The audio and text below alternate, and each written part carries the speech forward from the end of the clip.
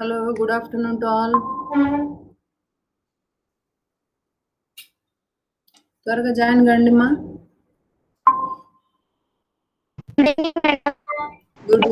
Good evening. త్వరగా join కండి.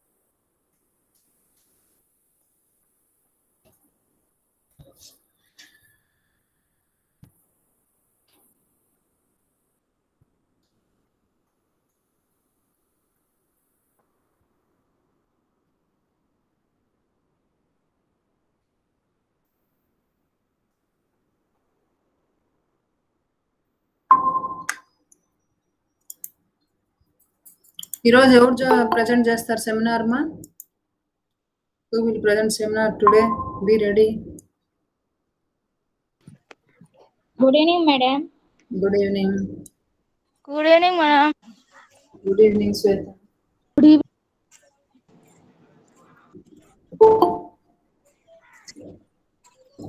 Who will present seminar today?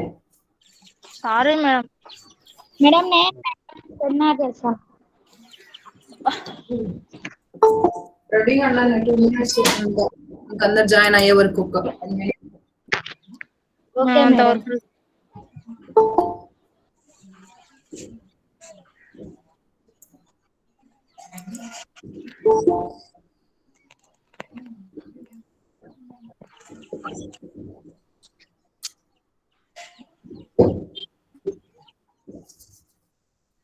Good evening ma'am.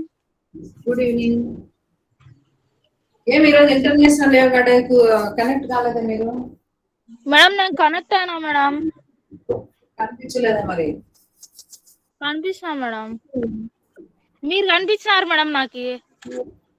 Very good.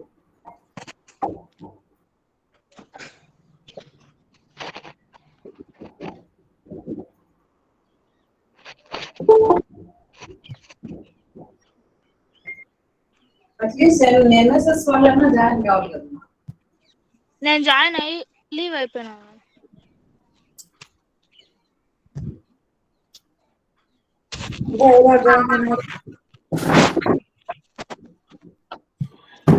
మీరు videos on చేస్తే మీరు కనిపిస్తారు, మీరు జాయిన్ అవుతారు, వీడియోస్ ఆన్ చేయరు. మీరే మేడం కనిపిలా. నేను కనిపించలేదా? 2 hours 9 to 11 వరకు. ఇప్పుడు కనిపిస్తున్నారు మేడం. ఇప్పుడు కాదు నేను చెప్పేది మార్నింగ్. మార్నింగ్ మీరు వీడియో ఆన్ చేసిన మేము వీడియో ఆఫ్ చేసినాం మేడం అంతే. అదే ఎందుకు ఆఫ్ చేసినారని ఒకటన్నా కనిపిల్ల.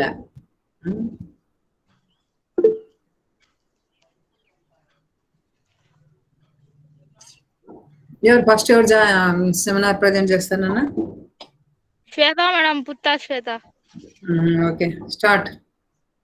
Starting 1 2 3 start. నాది అయిపోయింది, నువ్వే welcome to today session. Very good.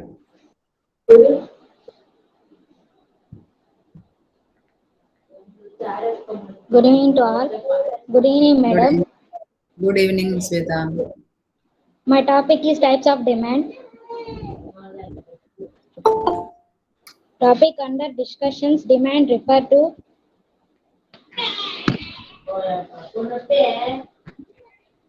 Sweta, first slide పెట్టమ్మా. ఫస్ట్ స్లైడ్ పెట్టు ఒకసారి. అట్లా 1 second. Very good. 1 second. Okay. You can continue. Okay, madam.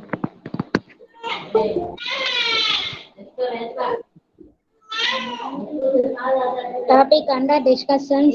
Demand refer to willingness and abilities of consumer to purchase some given quantity of goods or services. Demand. Economics is the consumer's desire and abilities to purchase a goods or services. It is the underlying forces that drive economic growth and expansions. Without demand, no business would ever bother producing anything. Further information, types of the demand, the concept of demand can be classified into three types. Some are summary of presentation, prices of demand, income demand, process demand, cross demand. Prices demand, other things being constant price demand, shows the functional relations between prices and demands for quantity of product. There is an inversion relationship between prices and demand. Symbolic dx is equal to f of p of x, where d of x is equal to demand of x. Functions f is equal to functions p of x is equal to prices of x.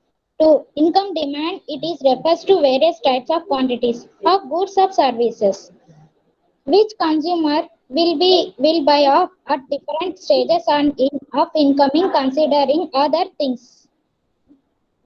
Which consumer will buy at different stages of incoming considering other things remains constant. Symbolic d of x is equal to f of y, where d of x demand of x, f is equal to function, y is equal to incoming. Cross demand, this means that the product's demand and does not depend on its own cost but depends on the cost of other related commodities. Related goods can be substituted goods or complementary goods. Cross demand is expressed d of x is equal to f of p y. dx is equal to demand of x. Functional demand function is functional relationship between the quantity of demand and factors that determine on demand. It is expressed as d of x is equal to p of x, py and p of n.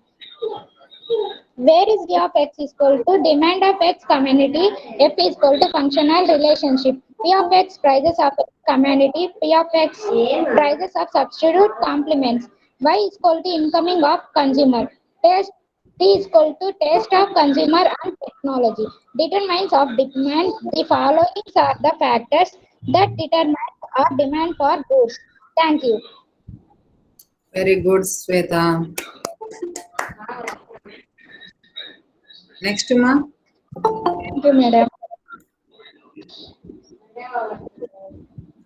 Next, who will present, Nana?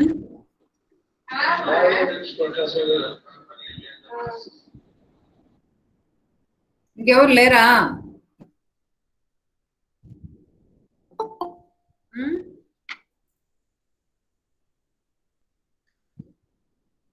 Tejaswini, madam ఇంకెవరు లేరా నన్ను మీ class నుండి?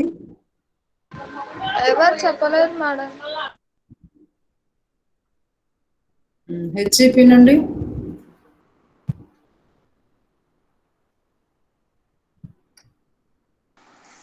Good evening, ma'am. Good evening, Roxana. How are you, ma'am? Fine. Did you join in the morning for International Yoga Day celebrations? No, ma'am. You shared the link to all. Yes, ma'am, you have shared, but Why didn't I you join? didn't join, ma'am. అవును madam. ఎందుకు join కావాలి? Excellent programme. అయినా madam 10 కి class ఉందని మళ్ళీ వచ్చేసినాం madam. కొన్ని ఇంటి దగ్గర చేసినారా? కొన్ని ఏమన్నా యోగాసనాలు? Daily I have been doing, ma'am. Daily are you doing yogasana? Yes, ma'am. I have been doing, ma'am. Very good. Which asanas you have been doing daily, Roxana? Yes, ma'am. ఏం ఆసనాలు వేస్తావు రోజు? ఏం చేస్తావు యోగా చెప్పు?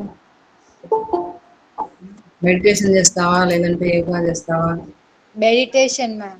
Meditation. Very good. After that, I will go to karate class, ma'am. Very good.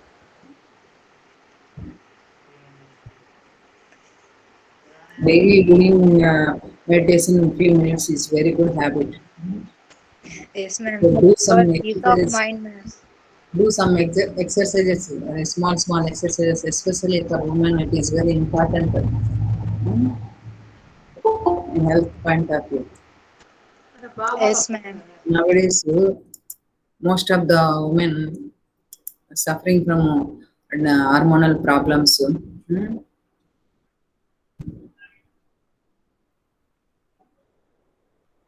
So whatever you have problem, that will separate. If you do few minutes Yes, daily ma'am. yoga. Physically, we have to fit, ma'am. Nowadays, in present COVID-19 pandemic situation, it is very necessary Yes, meditation. Excellent program from 2015. Our Honorable Prime Minister has been celebrating the International Day of Yoga on every June 21st every year.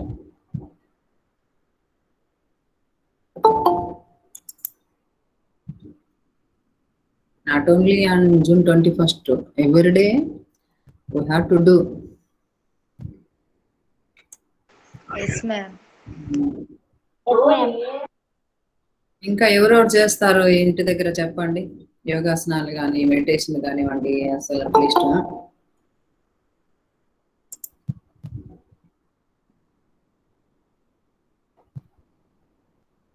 ఒకప్పుడు ఇవన్నీ ప్రత్యేకంగా అందరు videos on చేయని చెప్తా. ఒకప్పుడు ప్రత్యేకంగా ఇట్లా యోగా ఇవన్నీ మెడిటేషన్ ఇవన్నీ చేయకపోయినా కూడా హెల్తీగా ఉండేవాళ్ళు ప్రజలు. కానీ ఇప్పుడు ఎందుకు ప్రత్యేకంగా అది చేయమని చెప్తున్నారు? ఎందుకంటే ఒకప్పుడు పనిలోనే అన్ని యోగా కానీ మెడిటేషన్ కానీ వచ్చేవన్నమాట. కాన్సన్ట్రేషన్ గా వర్క్ చేసేవాళ్ళు. ఫుడ్ కూడా అప్పుడు బాగుండేది మేడం. ఇప్పుడు వర్క్ అన్నటువంటిది కాన్సన్ట్రేషన్ గా చేసామంటే దట్ ఈస్ కాల్డ్ మెడిటేషన్. ఇప్పుడు ఆ కాన్సన్ట్రేషన్ లేదు కదా. దట్ ఫిజికల్ ఎక్సర్సైజ్ అసలు లేదు. అప్పుడు హెల్తీ ఫుడ్ తీసుకునే వాళ్ళు మేడం. అంతకుముందు మన స్కూల్ యొక్క ఎన్విరాన్మెంట్ కూడా డిఫరెంట్ గా ఉండేది. School start with from morning prayer and end with some games and other activities. Compulsory ఒక ఫిజికల్ ఎడ్యుకేషన్ టీచర్ ఉండేవాళ్ళు. ఈవినింగ్ మేము చదువుకుంటే ప్రతి evening last period every day sports అన్నమాట, ఏదో ఒక గేమ్స్. పీఈటీ టీచర్ ఆడిపించకపోయినా పిల్లలు వాళ్ళ కొద్ది వాళ్ళు హ్యాపీగా జాలీగా ఆడుకునేవాళ్ళు. So that is very good exercise. ఇప్పుడు అలా ఏం లేదు. ఏ స్కూల్ చూసినా అంతా నేరాగా ఉంటున్నాయి. అక్కడ ఏం ఫెసిలిటీస్ ఉండవు, ప్లే గ్రౌండ్ ఏముండదు. పిల్లలకి ఎంతసేపు చదవడం రాయడం బర్డన్ అయిపోతుంది అసలు. ఈ టెక్నాలజీ వచ్చిన తర్వాత మరీ అడిక్ట్ అయిపోయి ఇంకా కళ్ళు కూడా పాడైపోతున్నాయి. ఏం ఫిజికల్ ఎక్సర్సైజ్ ఉండదు, ఏం ఉండదు. అందుకే మీకోసం మార్నింగ్ ప్రోగ్రామ్ పెట్టాం. 2 hours ప్రోగ్రామ్ జరిగింది, 9 to 11. 2 hours programme. రెడ్డి అని ఒక యోగా టీచర్ వచ్చిన్నారు మనకు రిసోర్స్ పర్సన్ గా. మంచి ఎక్సర్సైజెస్ అన్ని కూడా, యోగాసనాలు అన్ని కూడా వెరైటీ యోగాసనాలు ఆయన పర్ఫామ్ చేసి చూపించాను. He wrote one book on yoga that is called యోగదర్శిని. ఆయన మన కడపలోనే ఉంటారంటమ్మా. డైలీ ఆయన ఫ్రీగానే చెప్తుంటాడంట అందరికి yoga meditation classes. He has been running yoga and meditation classes with cost of free. So anybody if you are interested, go and attend that classes.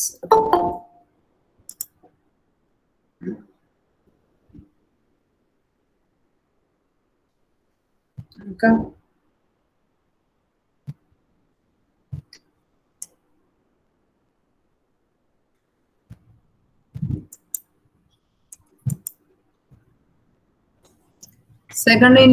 Second semester syllabus note చేసుకున్నారమ్మా?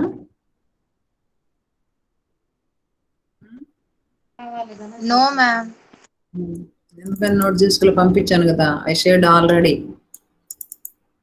Your second semester syllabus. Second sem, ma'am. Yes. Okay, ma'am.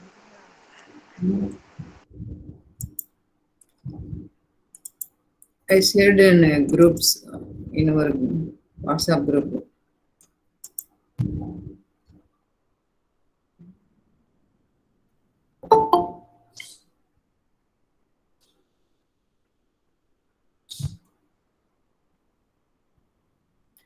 Okay, we will discuss one topic from first unit in our second semester today. In Ma'am. second semester, tell me, speak, ma. Ma'am, are you starting second sem, ma'am? Okay. Yes. So in second semester, the syllabus is national income, definition of national income, and scope and importance of national income, the difference between micro and macroeconomics, circular flow of income, concepts of national income, and measurements of national income. ఇదన్నమాట. So మీకు యాక్చువల్గా అయితే మీకు first ఇంతకు ముందు ఉన్నటువంటి annual syllabus లో కానీ లేదంటే ఇంతకు ముందు మీ ప్రీవియస్ బ్యాచ్ వాళ్ళకి అందరికి ఉన్నటువంటి సిలబస్ లో అయితే micro economics first sem second sem రెండు కలిపి మైక్రో ఎకనామిక్స్ ఉండేది. మైక్రో ఎకనామిక్స్ వచ్చేసి సెకండ్ ఇయర్ లో థర్డ్ సెమ్ లో స్టార్ట్ అయ్యేది. కానీ ఇప్పుడు according to our new syllabus new pattern in second semester only micro economics started. Okay, first semester లోనే మొత్తం మైక్రో ఎకనామిక్స్ అంతా కూడా థియరీ ఆఫ్ డిస్ట్రిబ్యూషన్ కానివ్వండి, థియరీ ఆఫ్ ప్రొడక్షన్ కానివ్వండి, అంతా కూడా మీకు ఫస్ట్ సెమిస్టర్ లోనే కవర్ అయిపోయింది. సో సెకండ్ సెమిస్టర్ లో మైక్రో ఎకనామిక్స్ స్టార్ట్ అవుతుంది. అది కూడా national income, per capita income, circular flow of income, ఇవంతా కూడా రావడం జరుగుతుంది. ఓకే, ఫస్ట్ జనరల్ గా కొన్ని కాన్సెప్ట్స్ చూద్దాం. మీరు వీడియోస్ ఆన్ చేస్తే మీతో ఏమైనా మాట్లాడచ్చు. మీరేం వీడియోస్ ఆన్ చేయరు.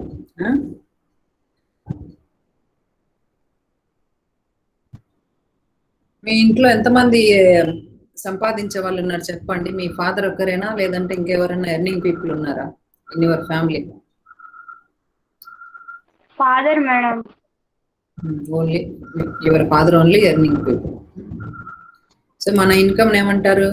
పర్సనల్ ఇన్కమ్ అంటారు. ఓకే, మనం ఒక ఇండివిజువల్ పర్సన్స్ ఎర్న్ చేసేటువంటి ఇన్కమ్ ను పర్సనల్ ఇన్కమ్ అంటారు. అలా కంట్రీలో ఉన్నటువంటి అందరి యొక్క పర్సన్స్ ఇన్కమ్ ను కలిపితే all individual or personal income together called national income. Okay, so in any country or in any nation there are so many people. In India nearly 130 crores of people are there. So all individual income is together called national income. Actually the definition is national income.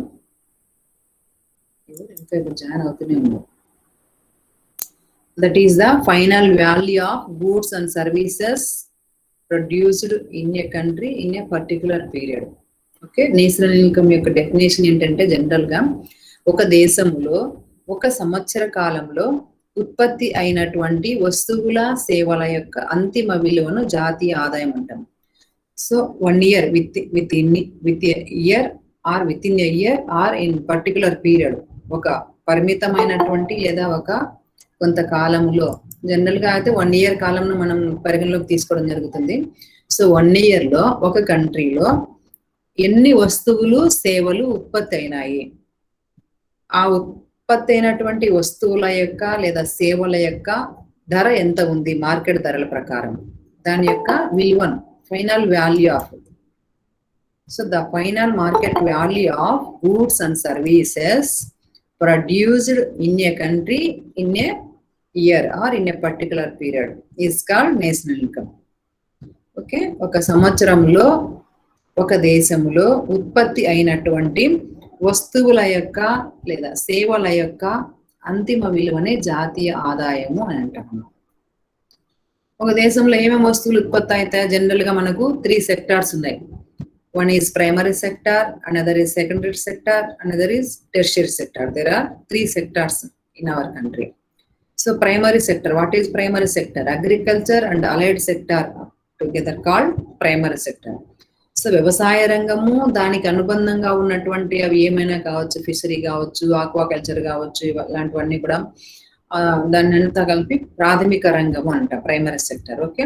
Secondary sector, what is secondary sector అంటే industries, అవి so many industries, small scale industries కావచ్చు, medium scale industries కావచ్చు, large scale industries and other construction, ఇలాంటివన్నీ కలిపి secondary sector అంటాం. So tertiary sector means that is all services included in tertiary sector. So అన్ని రకాలైనటువంటి సేవలన్నింటినీ కూడా మనము తృతీయ రంగము అని అంటాం అనమాట. Services means what services? అది ఎడ్యుకేషనల్ సర్వీసెస్ కావచ్చు, బ్యాంకింగ్ సర్వీసెస్ కావచ్చు, టెలిఫోన్ సర్వీసెస్ కావచ్చు, ట్రాన్స్పోర్ట్ సర్వీసెస్ కావచ్చు, whatever it may be. So all services including tertiary sector అన్నమాట. సో ఆ విధంగా అగ్రికల్చర్ అండ్ అలైడ్ సెక్టర్ లో how many products are produced in agriculture and allied sector, that is in primary sector, and how many goods produced in secondary sector, that is industrial sector, how many services produced in service sector are tertiary sector. So the final value of that all goods and services is called national income.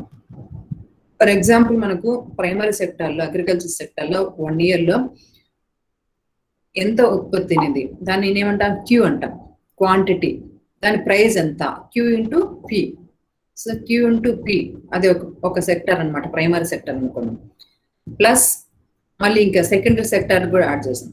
Secondary sector లో ఎన్ని వస్తువులు లేదా ఎన్ని goods produce అయినాయి, how many goods are produced, అది Q1 అనుకున్నాం. తర్వాత వాటి ప్రైజెస్ P1, P అంటే ప్రైజెస్, అవి మల్టిప్లై చేస్తూ వచ్చినటువంటి అమౌంట్ని యాడ్ చేయాలి. తర్వాత టెర్షియరీ సెక్టర్ తీసుకుంటే అక్కడ ఎన్ని సేవలు ఉత్పత్తి అవుతున్నాయి, దట్ ఈస్ కాల్డ్ Q2 అనుకున్నాం. Q2 దాని ప్రైజెస్ P2.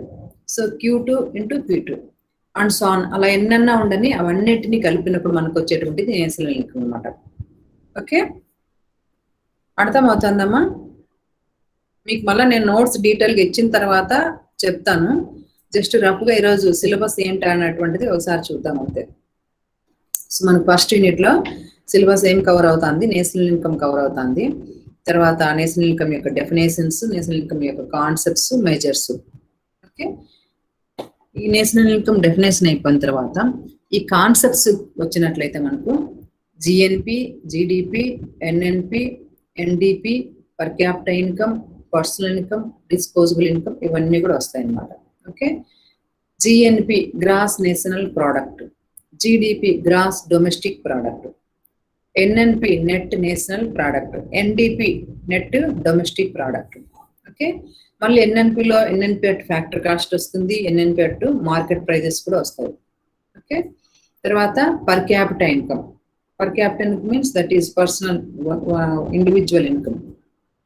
ఓకే, తర్వాత disposable income, personal income, disposable income, per capital income, personal income, disposable income. Okay, ఇవన్నీ కూడా మీరు కాన్సెప్ట్ లో 1 by 1 చదువుకుంటారు. నేను మీకు నోట్స్ క్లియర్ గా ఇచ్చిన తర్వాత మళ్ళీ డీటెయిల్ గా ఎక్స్ప్లెయిన్ చేస్తాను. I will explain in detail after I will give notes. Okay, so national income తో పర్ క్యాపిటల్ ఇన్కమ్, మనకు పర్ క్యాపిటల్ ఇన్కమ్ రావాలంటే నేషనల్ ఇన్కమ్ బై పాపులేషన్ చేసినట్లయితే వస్తుంది అనమాట. పర్ క్యాపిటల్ ఇన్కమ్ అంటే ఒక ఇండివిజువల్, ఒక పర్సన్ యొక్క ఇన్కమ్, తలసరి ఆదాయం అంటాం దాన్ని తెలుగులో. తలసరి ఆదాయాన్ని కనుక్కోవాలంటే మనకు జనాభాను ఆ దేశంలో ఉన్నటువంటి జనాభాతో భాగించాలి, డివిజన్ చేయాలన్నమాట. Personal per capital income is equal national income by population. So if we divided the national income by population, then we will get the per capita income. Okay,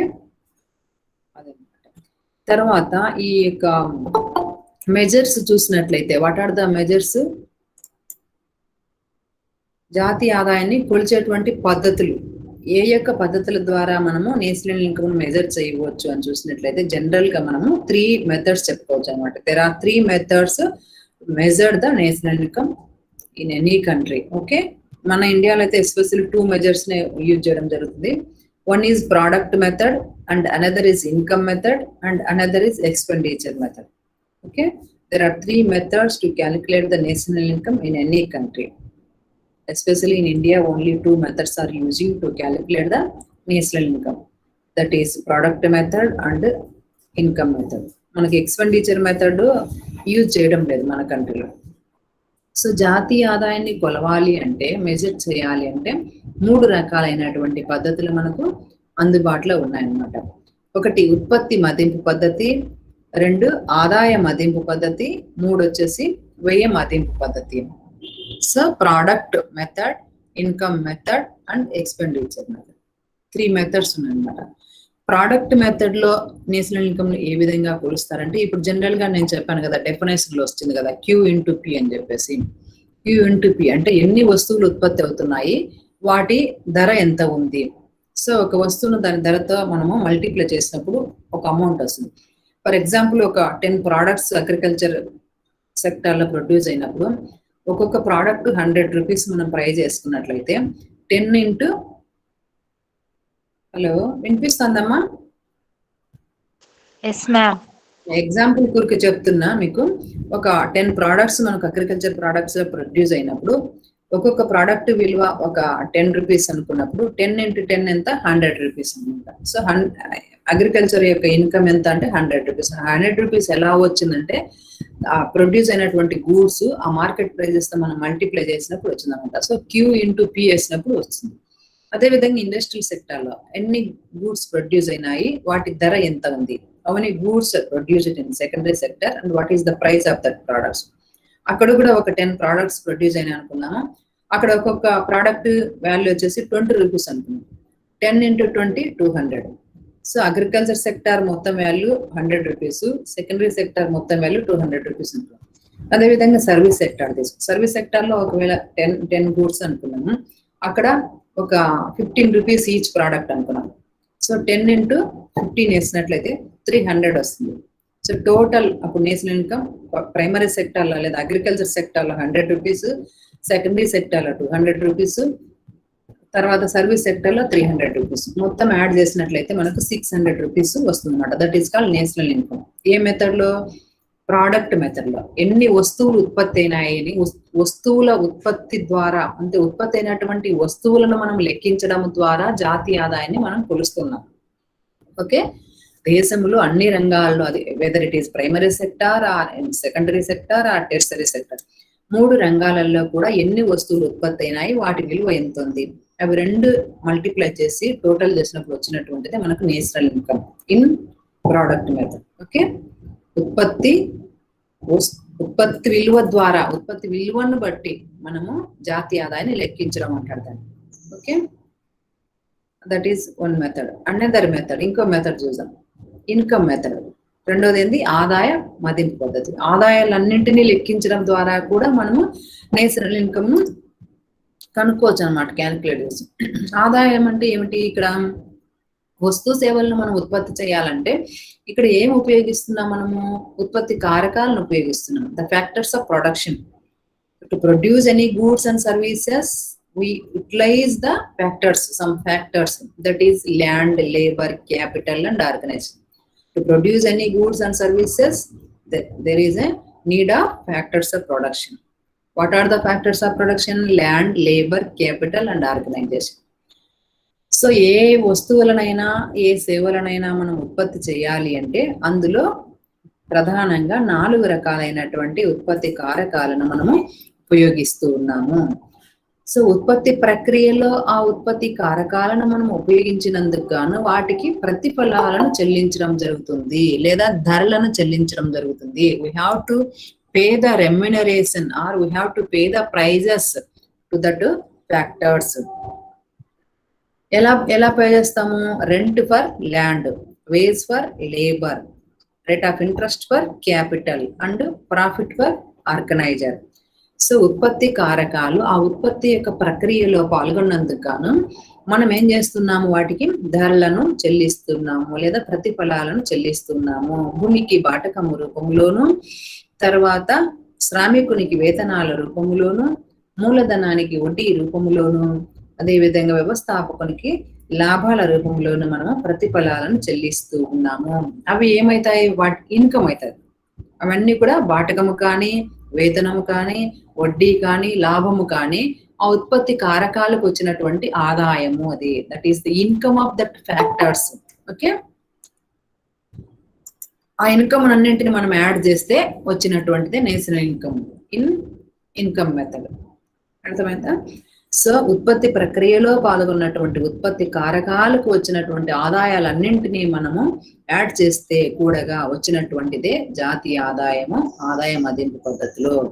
okay, అప్పుడు national income is equalled rent plus wage plus interest plus profit అన్నమాట.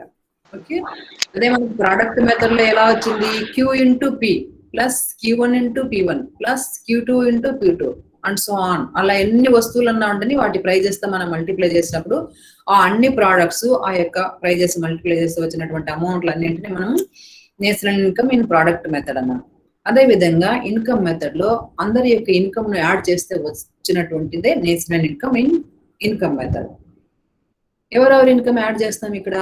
ఎవరైతే ఉత్పత్తి ప్రక్రియలో పాల్గొన్నారో, ఎవరైతే ఏ కారకాలైతే వస్తు సేవలను ఉత్పత్తి చేయడానికి పాల్గొన్నాయో వాటికి వచ్చినటువంటి ఆదాయాల్ని మనం ఇక్కడ కలుపుతాం అన్నమాట. ఓకే, మనం ఏ వస్తువునైనా ఏ సేవనైనా ఉత్పత్తి చేయాలంటే మనము ప్రధానంగా 4 రకాల ఉత్పత్తి కారకాలను మనం ఇక్కడ ఉపయోగిస్తున్నాము. అది భూమి, శ్రమ, మూలధనము, వ్యవస్థాపన. సో భూమికి బాటకాన్ని చెల్లిస్తాము, శ్రామికునికి వేతనాలను చెల్లిస్తాము, మూలధనానికి వడ్డీని చెల్లిస్తాము, అదే విధంగా వ్యవస్థాపకునికి లాభాలను చెల్లించడం జరుగుతుంది. సో ఉత్పత్తి కారకాలకు వచ్చినటువంటి ఆదాయాలన్నింటినీ కలుపగా వచ్చినటువంటిదే జాతీయ ఆదాయము, ఆదాయ మదింపు పద్ధతిలో. Okay, so national income is equal rent plus wage plus interest plus profit. Okay, next coming to expenditure method, వ్యయ మదింపు పద్ధతి. సో వ్యయాన్ని కూడా మదించడం ద్వారా, అంటే వ్యయాన్ని లెక్కించడం ద్వారా కూడా మన జాతీయ ఆదాయాన్ని కనుక్కోవచ్చు. ఎక్స్పెండిచర్ మనకు వచ్చినటువంటి ఆదాయం ఏదో విధంగా మనం ఖర్చు చేస్తాం కదా, అలానే మన దగ్గర ఉంటుందా? ఖర్చు చేస్తామా? మీ ఇంట్లో మీ ఫాదర్ అన్నారు సంపాదిస్తున్నాడు, మీ ఫాదర్కి వచ్చిన ఇన్కమ్ మీరు ఖర్చు చేస్తారా? అట్లనే వచ్చిన ఇన్కమ్ మొత్తం అట్లనే ఎత్తి పెట్టుకుంటారమ్మా మీరు? ఖర్చు చేస్తాం మేడం. కంపల్సరీ ఖర్చు చేస్తాం. ఏదో ఒక ఎక్స్పెండిచర్ అన్నటువంటిది మనకు ఉంటుంది కాబట్టి దాని మీద ఖర్చు చేయాల్సి ఉంటుంది ఖచ్చితంగా. సో ఆ విధంగా మనము ఖర్చు చేస్తాం అన్నమాట. ఆ యొక్క ఎక్స్పెండిచర్ తీసుకున్నట్లయితే మనం ప్రధానంగా 3 రకాలైనటువంటి ఎక్స్పెండిచర్ మనము కంట్రీలో చెప్పవచ్చు అనమాట. అది ఇండివిజువల్ ఎక్స్పెండిచర్ కావచ్చు, లేదంటే గవర్నమెంట్ ఎక్స్పెండిచర్ కావచ్చు, లేదంటే ఫర్మ్స్ ఆర్ ఇండస్ట్రీస్ యొక్క ఎక్స్పెండిచర్ కావచ్చు. అందరూ చేసినటువంటి ఖర్చును యాడ్ చేస్తే వచ్చినటువంటిది national income in expenditure method. Okay, so the national income is equal expenditure of households means individual persons plus expenditure of government plus expenditure of firms అన్నమాట. So ఈ వ్యయ మదింపు పద్ధతి ద్వారా లేదా ఆదాయ ఎక్స్పెండిచర్ యొక్క మెథడ్ ద్వారా ఇన్కమ్ నేషనల్ ఇన్కమ్ ను క్యాలిక్యులేట్ చేయడం అంటే అందరూ చేసినటువంటి ఖర్చును, అందరి యొక్క ఎక్స్పెండిచర్ ను మనం యాడ్ చేస్తే సరిపోతుంది అనమాట. అందరూ అంటే మన ఎవరు ఉంటారు కంట్రీలో? ఇండివిజువల్ పీపుల్ ఉంటారు, గవర్నమెంట్ ఉంటుంది, తర్వాత ఆర్గనైజేషన్స్ అంటే ఫర్మ్స్ ఆర్ ఇండస్ట్రీస్ ఉంటాయి, వస్తు సేవలను ఉత్పత్తి చేసే సంస్థలు ఉంటాయి, ఆ వస్తు సేవలను వినియోగించేటువంటి వ్యక్తులు ఉంటారు, అదే విధంగా ఈ రెండింటిని ఒక మేనేజ్ చేసేటువంటి ఒక ప్రభుత్వము ఉంటుంది అనమాట. సో ప్రభుత్వం ఖర్చు ఎంత ఉంది, ప్రజల ఖర్చు ఎంత ఉంది, లేదా ఉత్పత్తి సంస్థల ఖర్చు ఎంత ఉంది, ఈ అందరి యొక్క ఖర్చులను ఎక్స్పెండిచర్ ను మనం యాడ్ చేస్తే వచ్చినటువంటిదే national income in expenditure method.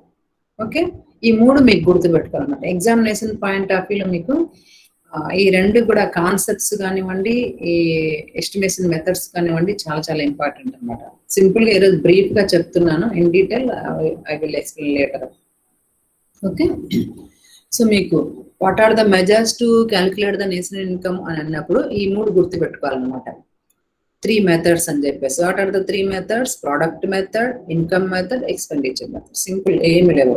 Product method అంటే ఏం లేదు, ఆ ప్రోడక్ట్ ను దాని యొక్క ప్రైస్ తో మల్టిప్లై చేస్తాము, అన్ని సెక్టార్లలో అలానే చేస్తాము, అవి యాడ్ చేస్తూ వచ్చినటువంటిది నేషనల్ ఇన్కమ్. అదేవిధంగా ఇన్కమ్ మెథడ్ లో అందరికి వచ్చినటువంటి ఇన్కమ్ ని యాడ్ చేస్తాము, అదే నేషనల్ ఇన్కమ్. అందరికి వచ్చిన ఇన్కమ్ అంటే ఏంటి? అన్ని ఫ్యాక్టర్స్ కి వచ్చినటువంటి ఇన్కమ్, అది land, labour, capital, organisation. So అది ఎక్స్పెండిచర్ మెథడ్ లో అందరి ఎక్స్పెండిచర్ ని యాడ్ చేస్తే వచ్చినటువంటిది నేషనల్ ఇన్కమ్. అందరి ఎక్స్పెండిచర్ అంటే ఇక్కడ ఎవరెవరు ఎక్స్పెండిచర్ చేస్తారు? ప్రజలు చేస్తారు, ప్రభుత్వం చేస్తుంది, తర్వాత ఉత్పత్తి సంస్థలు చేయడం జరుగుతుంది. Okay, so the expenditure of house holds, the expenditure of government, the expenditure of firms, ఈ మూడింటిని యాడ్ చేస్తే వచ్చినటువంటిది మనకి నేషనల్ ఇన్కమ్. ఓకే, ఈ 3 పద్ధతులు మీరు గుర్తుపెట్టుకోవాలి. తర్వాత ఇంకొకటి మనకు 5 మార్క్స్ మీకు ఇంపార్టెంట్ క్వశ్చన్ ఉంది. సర్క్యులర్ ఫ్లో ఆఫ్ ఇన్కమ్ అంటాం. సర్క్యులర్ ఫ్లో ఆఫ్ ఇన్కమ్, దాన్నే చక్రీయ ఆదాయ ప్రవాహం అంటాం. సో ఇన్కమ్ ఈ పేరులోనే ఉంది చూడండి, circular flow of income. Income ఏమవుతుంది? ఇక్కడ ఫ్లో అవుతుంది. Income is not constant, income is always flow అన్నమాట. అది మారుతూ ఉంటుంది. ఆదాయం ఎప్పుడు స్థిరంగా ఉండదు కదా, మన ఆదాయం ఎప్పటికీ ఒకటే విధంగా ఉంటుందమ్మా. మీ ఫాదర్ ఈ రోజు మంత్లీ ఒక 50,000 సంపాదించవచ్చు, రేపు 60,000 పెరగవచ్చు, ఇంకా పెరగవచ్చు, ఏమైనా తగ్గవచ్చు, పెరగవచ్చు. సో మన ఇన్కమ్ అన్నటువంటిది ఎప్పుడు కూడా కాన్స్టెంట్ గా ఉండనే ఉండదు, ఫ్లో అవుతానే ఉంటది. అదే విధంగా మనకు వచ్చిన ఇన్కమ్ మన దగ్గర అలానే సేవ్ చేసుకుని ఉంటాం, ఏదో ఒక దానికి ఖర్చు చేస్తూనే ఉంటాం. Always flow it is. అది ఎలా ఫ్లో అవుతుంది? సర్క్యులర్ లాగా, ఒక చక్రం లాగా. చక్రం ఏమవుతుంది? తిరిగి తిరిగి మళ్ళీ మొదటి స్థానానికి వస్తుంది కదా. ఎక్కడైతే స్టార్ట్ అవుతుందో అక్కడే మళ్ళీ ఎండ్ అవుతుంది. దానికి ఎడ్జ్ ఒక లైన్ లాగా ఏముండదు అనమాట. సర్కిల్ అన్నటువంటిది, చక్రం అన్నటువంటిది మళ్ళీ మళ్ళీ పునరావృతం అవుతుంటుంది. కాబట్టి ఇన్కమ్ కూడా once income it is the expenditure of others. So ఒకరి ఆదాయము మరొకరికి వ్యయం, మరొకరి వ్యయము ఇంకొకరికి ఆదాయం. ఇప్పుడు నాకు ఇన్కమ్ వస్తుంది, మళ్ళీ నేను ఖర్చు చేస్తాను, నేను ఖర్చు చేస్తున్నాను, అది ఇంకొకరికి ఇన్కమ్. ఓకే, ఇప్పుడు నేను ఒక బజార్కి పోయి ఒక 1000 రూపీస్కి ఏమైనా కొన్నాను అంటే అది నాకు ఎక్స్పెండిచర్ అవుతుంది, అది ఆ షాప్ అతనికి ఇన్కమ్ అవుతుంది. మళ్ళీ ఆ షాప్ వాళ్ళకి వచ్చినటువంటి ఇన్కమ్ అలానే పెట్టుకోరు కదా, మళ్ళీ వాళ్ళు వేరే వస్తువులు కొనడానికి వాళ్ళు ఖర్చు చేస్తారు. అప్పుడు వాళ్ళకి ఎక్స్పెండిచర్ అవుతుంది, ఇంకొకరికి ఇన్కమ్ అవుతుంది. కాబట్టి ప్రతి ఒక్కరి ఆదాయము ఇంకొకరికి వ్యయం అవుతుంది, ఇంకొకరి వ్యయము మరొకరికి ఆదాయం అవుతుంది. కాబట్టి మనకు వచ్చినటువంటి ఆదాయం ఎప్పుడూ కూడా చక్రములాగా ఇలా తిరుగుతూనే పునరావృతం అవుతుంది, ఒకరి ఆదాయం మరొకరికి. అయితే ఇది ఏ విధంగా ఎవరి నుంచి ఎవరికి చేంజ్ అవుతుంది అని చూసినట్లయితే మనకు దీని మీద మనకు కాన్సెప్ట్స్ ఎస్పెషల్లీ 3 ఉన్నాయన్నమాట. 2 sector model, 3 sector model, 4 sector model ఉన్నాయి. ఈ సర్క్యులర్ ఫ్లో ఆఫ్ ఇన్కమ్ అన్నటువంటిది, ఈ చక్రీయ ఆదాయ ప్రవాహం అన్నటువంటిది 2 రంగాలు లేదా 3 రంగాలు లేదా 4 రంగాలు అని చెప్పవచ్చు. 2 సెక్టర్ మోడల్ అని ఎస్పెషల్లీ మీకు 2 సెక్టర్ మోడలే వస్తుంది ఎగ్జామ్ లో, 3 కానీ 4 కానీ ఇవ్వకపోవచ్చు. 2 సెక్టర్ మోడల్ అన్నప్పుడు అక్కడ 2 సెక్టార్ ఏంటంటే మనకు household sector, firms or business sector, 2 రంగాలు అనమాట. ఒకటి one is household sector and other is firms or business sector. So కుటుంబ రంగం నుండి అంటే ఇండివిజువల్ సెక్టార్ లేదా హౌస్ హోల్డ్ సెక్టార్ నుండి బిజినెస్ సెక్టార్ లేదా ఫార్మ్స్ కు ఇన్కమ్ ట్రాన్స్ఫర్ అవుతుంది. మళ్ళీ ఆ ఫార్మ్స్ లేదా బిజినెస్ సెక్టార్ నుంచి ఇండివిజువల్ లేదా హౌస్ హోల్డ్ సెక్టార్ కు షిఫ్ట్ అవుతూ ఉంటుంది అనమాట. సో కుటుంబ రంగం నుండి వ్యాపార రంగానికి, వ్యాపార రంగం నుంచి మళ్ళీ కుటుంబ రంగానికి ప్రతి నిత్యము మనకు ఈ ఆదాయం అన్నటువంటిది ఫ్లో అవుతూనే ఉంటుంది అనమాట. మీకు డయాగ్రామ్స్ ఇవన్నీ నోట్స్ ఇచ్చినప్పుడు వారు మళ్ళీ ఎక్స్ప్లెయిన్ చేస్తాను, మీరేం వరీ కావద్దండి, బ్రీఫ్ కాబట్టి ఇప్పుడు ఓవరాల్ గా చెప్తున్నాను. మీకు ఒక డయాగ్రామ్ ఉంటుంది, ఆ డయాగ్రామ్ వేసి మీకు నీట్గా ఎక్స్ప్లెయిన్ చేస్తాను తర్వాత. ఓకే, సో 2 సెక్టార్ మోడల్ అంటే 2 రంగాల ద్వారా చక్రీయ ఆదాయ ప్రవాహాన్ని వివరించము అన్నప్పుడు ఇక్కడ 2 అంటే కుటుంబ రంగం ఒకటి వస్తుంది, వ్యాపార రంగం ఒకటి వస్తుంది. సో కుటుంబ రంగం నుంచి వ్యాపార రంగానికి ఏ విధంగా ట్రాన్స్ఫర్ అవుతుందో నేను చెప్తాను. ఇప్పుడు మనకు వచ్చినటువంటి ఇన్కమ్ ఏదో ఒక దానికి ఖర్చు చేస్తాం కదమ్మా. ఖర్చు చేసినప్పుడు అది ఆ యొక్క వ్యాపార సంస్థకు ఆదాయం అవుతుంది. వాళ్ళకి వచ్చిన ఆదాయం అలానే ఉంచుకోరు. ఫర్ ఎగ్జాంపుల్, మనం ఏదైనా వస్తు సేవలను కొనుగోలు చేస్తున్నామంటే ఎక్కడ కొంటాము? వ్యాపార సంస్థల దగ్గరనే కొంటాము, అవునా? వ్యాపార సంస్థలు ఆ వస్తువులు మనకు అమ్ముతూ ఉన్నాయంటే అవి ఉత్పత్తి చేయాలి కదా. ముందు ఉత్పత్తి చేయాలంటే వాటికి ఏం అవసరం? ఉత్పత్తి కారకాలు అవసరం. ఆ ఉత్పత్తి కారకాలను ఎక్కడి నుంచి కొంటారు? కుటుంబ రంగం నుంచే కొనాలన్నమాట. సో ఆ ఫ్యాక్టర్స్ ఆఫ్ ప్రొడక్ట్స్ ఎక్కడి నుంచి పొందుతున్నాయి? కుటుంబ రంగం నుంచి లేదా హౌస్ హోల్డ్ సెక్టార్ నుంచే పొందుతున్నాయి. ఆ యొక్క హౌస్ హోల్డ్ సెక్టారు ఈ ఫ్యాక్టర్స్ ను సప్లై చేసినందుకు బిజినెస్ సెక్టార్ కు, ఆ బిజినెస్ సెక్టార్ ఏం చేస్తుందంటే వీళ్ళకు రెమ్యునరేషన్ లేదా ప్రైజెస్ ని ఇస్తుంది. అది ఏ విధంగా? ఇంతకుముందు చెప్పుకున్నాం కదా మనం, ల్యాండ్ కి రెంట్ ని ఇస్తుంది, లేబర్ కు వేజ్ ని ఇస్తుంది, క్యాపిటల్ కు ఇంట్రెస్ట్ ని ఇస్తుంది, ఆర్గనైజర్ కు ప్రాఫిట్ ని ఇస్తుంది. సో ఆ విధంగా ఈ ఫ్యాక్టర్స్ అన్ని కూడా, ఉత్పత్తి కారకాలన్నీ కూడా ఈ ఉత్పత్తి సంస్థకు ఇచ్చినందుకు గాను ఉత్పత్తి సంస్థ ఏం చెల్లిస్తుంది, వీళ్ళకి ప్రతిఫలాలను చెల్లించడం జరుగుతుంది. అది భూమికి వాటకము రూపంలోనూ, లేదా శ్రామికునికి వేతనాల రూపంలోనూ, మరియు మూలధనానికి వడ్డీ రూపంలోనూ, వ్యవస్థాపకునికి లాభాల రూపంలోనూ ప్రతిఫలాలను చెల్లించడం జరుగుతుంది. వీళ్ళు ఈ వ్యాపార రంగం నుంచి వీళ్ళకి చెల్లించినారు కాబట్టి అది వ్యాపార రంగానికి ఎక్స్పెండిచర్ అవుతుంది, ఖర్చు అవుతుంది. కుటుంబ రంగానికి లేదా హౌస్ హోల్డ్ సెక్టర్ కి ఇన్కమ్ అవుతుంది అప్పుడు. సో వీళ్ళకి వచ్చినటువంటి ఇన్కమ్ అలానే పెట్టుకోరన్నమాట. మళ్ళీ ఏదో ఒక వస్తు సేవలను కొనడానికి ఖర్చు చేస్తారు. ఆ వస్తు సేవలను ఎక్కడి నుండి కొంటారు, వ్యాపార సంస్థల నుంచే కొనాలి. ఓకే, వ్యాపార సంస్థల నుంచి కొనడం జరుగుతుంది. వ్యాపార సంస్థల నుంచి వస్తువులను సేవలను కొన్నందుకు గాను వ్యాపార సంస్థకి ఏం చేస్తారు, వీళ్ళు డబ్బులు చెల్లించడం జరుగుతుంది. అప్పుడు కుటుంబ రంగానికి అది ఎక్స్పెండిచర్ అవుతుంది. హౌస్ హోల్డ్ సెక్టర్ కి it is the expenditure of house hold sector and it is the same income to the business sector. Okay, మనం ఖర్చు చేస్తే మనకు అది వ్యయం అవుతుంది. అది ఎక్కడ కొనడానికి ఉపయోగిస్తున్నామో వ్యాపార సంస్థల దగ్గర కొంటున్నాం కాబట్టి వ్యాపార సంస్థకు అది ఆదాయం అవుతుంది. ఓకే, ఈ విధంగా ఎప్పుడు కూడా రొటేట్ అవుతూనే ఉంటుంది అనమాట. ప్రతిసారి ఏదో ఒక వస్తువులు మనం కొంటుంటాము, వాళ్ళు అమ్ముతూ ఉంటారు. సో మన ఎక్స్పెండిచర్ వాళ్ళకు ఇన్కమ్. ఈ విధంగా హౌస్ హోల్డ్ సెక్టార్ నుంచి బిజినెస్ సెక్టార్ కు, బిజినెస్ సెక్టార్ నుంచి హౌస్ హోల్డ్ సెక్టార్ కు ఆల్వేస్ ఇది ఇట్ ఈస్ ఫ్లో అన్నమాట. ఎలా ఫ్లో అవుతుంది, సర్క్యులర్ లాగా ఫ్లో అవుతుంది. కాబట్టి it is called circular flow of income. ఏమీ లేదు, సింపుల్ కాన్సెప్ట్ ఇది. 5 marks question, very very important question. చక్రీయ ఆదాయ ప్రవాహం అంటారు. ఆదాయము ఎప్పుడు స్థిరంగా ఉండదు, అది ప్రవహిస్తూ ఉంటుంది. ఎలా ప్రవహిస్తుంటుంది, ఒక చక్రం లాగా ప్రవహిస్తుంటుంది. చక్రం లాగా ఎక్కడి నుంచి ఎక్కడికి ప్రవహిస్తూ ఉంటుందంటే కుటుంబ రంగం నుంచి వ్యాపార రంగానికి, వ్యాపార రంగం నుంచి కుటుంబ రంగానికి మరలా పునరావృతం అవుతుంటుంది, ప్రవహిస్తూనే ఉంటుంది. దీన్ని చక్రీయ ఆదాయ ప్రవాహము అని అంటారు. అది ఎలా ప్రవహిస్తుందంటే కుటుంబ రంగాలు ఏవైనా వస్తు సేవలను కొనాలి అంటే తమకు వచ్చినటువంటి ఆదాయాన్ని ఖర్చు చేయడం జరుగుతుంది. అవి ఎక్కడ కొంటాయి, వ్యాపార సంస్థల దగ్గర కొంటున్నాయి కాబట్టి వ్యాపార సంస్థకు ఇవ్వడం జరుగుతుంది.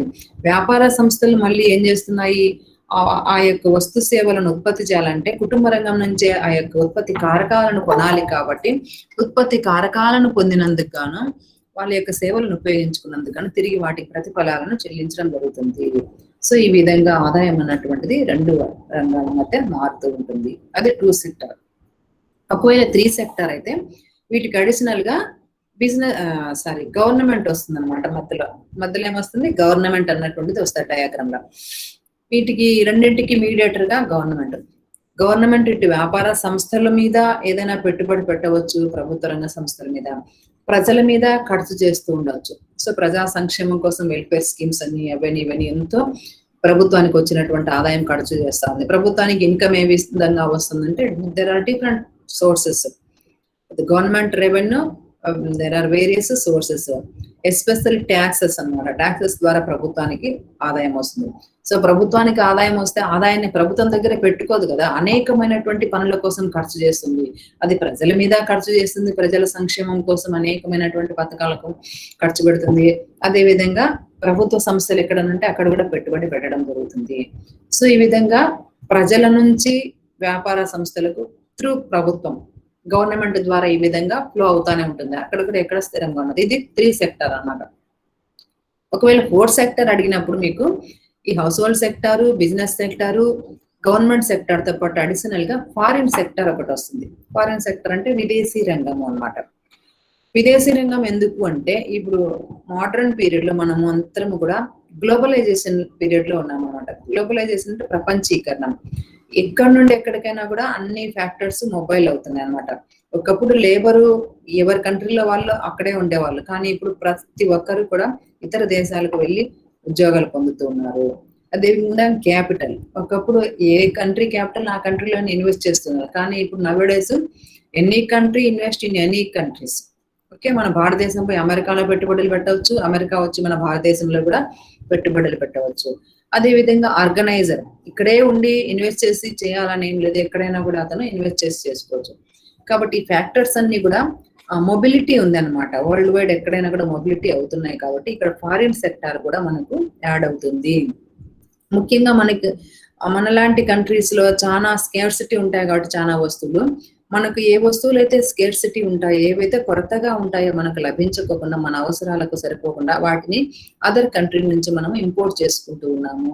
అదేవిధంగా మనకు సర్ప్లస్ గా ఉన్నటువంటి ప్రోడక్ట్స్ ను మనం ఎక్స్పోర్ట్ చేస్తున్నాము. సో ఈ ఎక్స్పోర్ట్స్ ఇంపోర్ట్ ప్రాసెస్ జరగాలంటే ఖచ్చితంగా ఫారిన్ సెక్టర్ అక్కడ ఎంటర్ కావాల్సిందే, విదేశీ రంగం ఉండవలసిందే.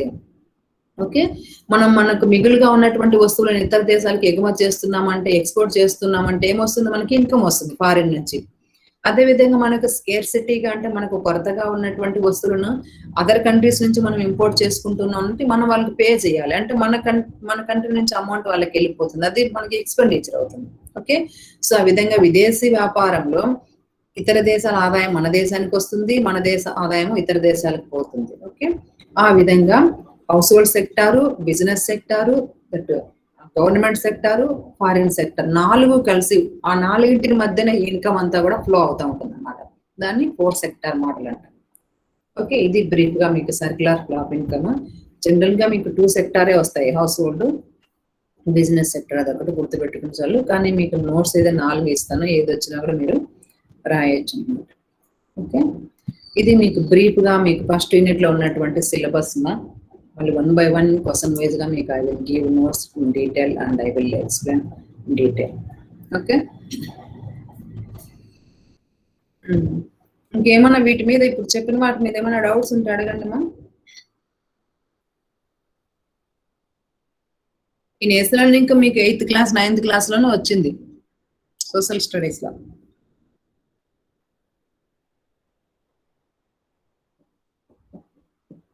ఫస్ట్ సిలబస్ మీరు నోట్ చేసుకోండి. Already I shared syllabus to you in your WhatsApp group.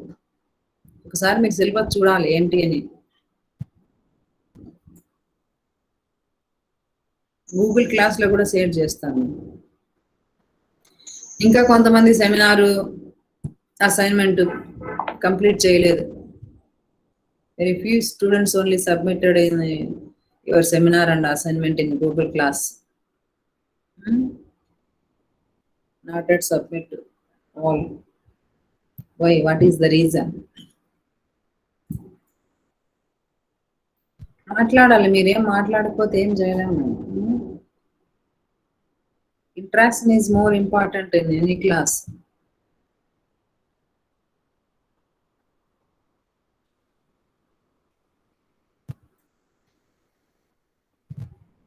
ఈరోజు కొంతమంది వచ్చారు కాలేజీకి, మీ క్లాస్ నుంచి ఎవరు రాలేదేమో ఫస్ట్ ఇయర్ అమ్మాయిలు. ఎందుకని?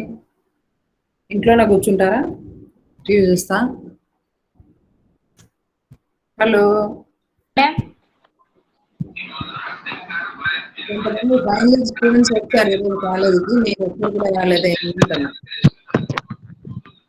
మమ్మ పంపిలే మేడం, వద్దామంటే మా మమ్మీ పంపించట్లేదు మేడం. ఎగ్జామ్స్ అయినా ఇంకా రాకుండా ఉంటారు అయితే. వస్తాం మేడం, ఎగ్జామ్స్ అయితే కంపల్సరీ వస్తాం మేడం. సరేలేండి, చదువుతానండి ఇంటి దగ్గర, ఊరికి ఐడియల్ గా ఉండకోకుండా. Okay madam. లేకపోతే మర్చిపోతారు. డైలీ వన్స్ అట్లీస్ట్ ½ అన్నా ఎకనామిక్స్ చదువుతానండి మా. ఓకే ఓకే, రేపు ఎవరైనా చెప్తారా? కొంతమంది సెమినార్ ప్రెజెంటేషన్ చేస్తారా? Who will present your seminar tomorrow?